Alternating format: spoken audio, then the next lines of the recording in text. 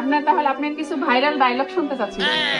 Viral dialogue তো ওই যে মিডিয়ায় চলতেছে, এখন দিলেই আপনাদের এই পেজটাই আসবে। না না সেটা আসবে না, বলে আপনার যে কয়টা ভাইরাল আছে।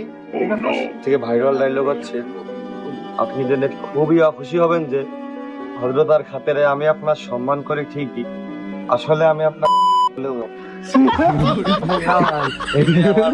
মোটামুটি এক ডায়লগে জীবন বদলে গেছে।